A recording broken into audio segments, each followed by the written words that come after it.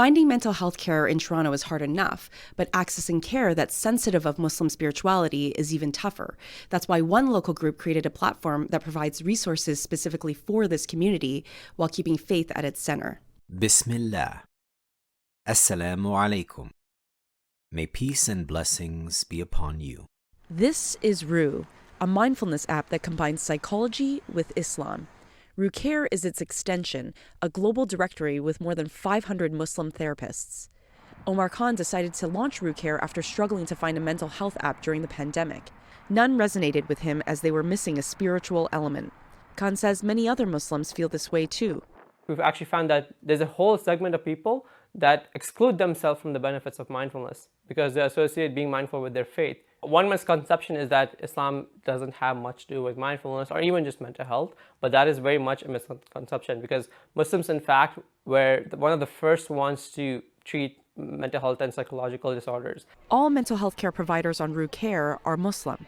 Sadaf Jamal knows firsthand how important this is.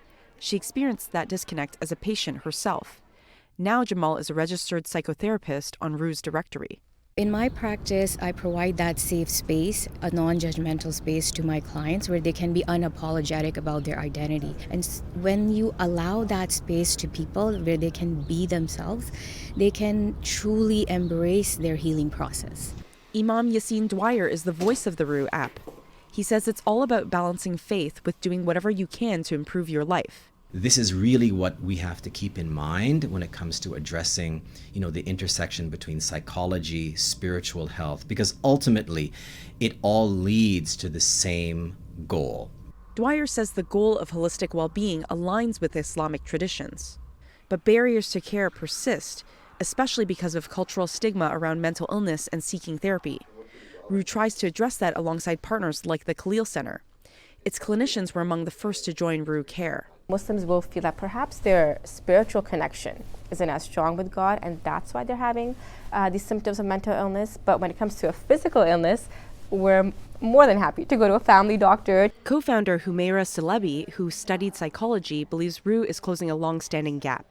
I would take notes on the sides, thinking, oh, this matches with this in Islam. So I always had this mission for myself to merge Islam and psychology.